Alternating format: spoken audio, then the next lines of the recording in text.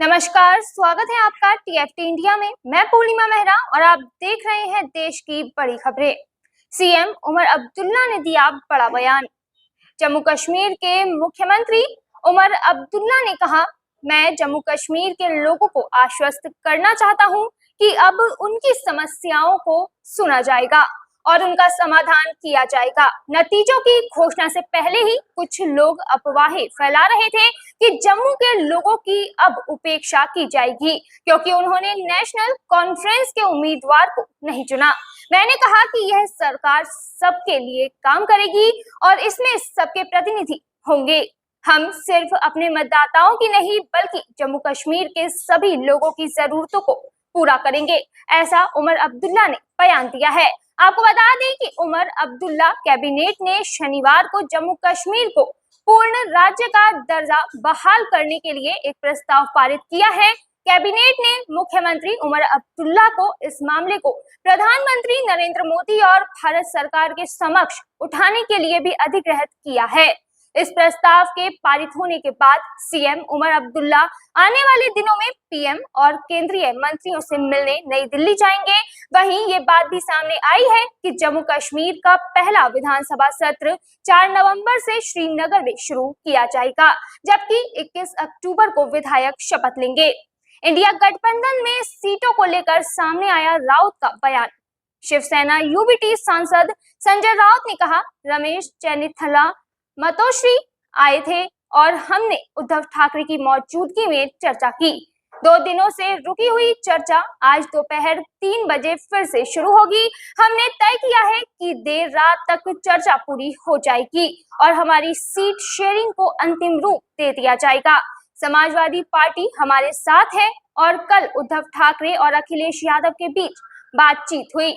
वहीं कांग्रेस ने ट्वीट कर कहा है कि बीते 10 साल में मोदी सरकार ने किसानों के साथ जो दुर्व्यवहार किया है उससे साफ हो गया है कि नरेंद्र मोदी किसान विरोधी हैं।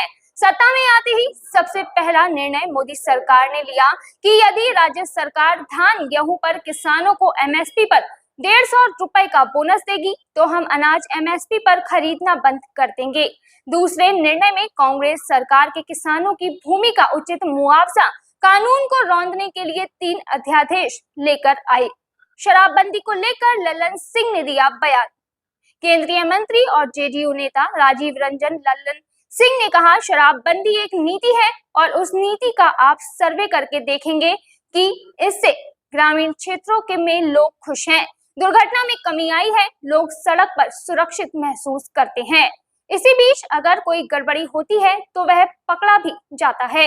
तेजस्वी जी जब हमारे साथ थे तब वे कह रहे थे कि शराबबंदी सही है, अब वे कह रहे हैं गलत है।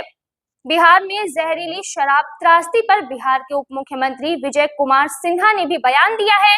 उन्होंने कहा कि मैं कह रहा हूं कि बिहार में पूरी तरह से शराबबंदी लागू है। शराबबंदी सबकी सहमति से लागू हुई है, इसे पूरी तरह से लागू करने के लिए सब सहयोग करें और ऐसे अपराधी को बचाने का खेल बंद करें।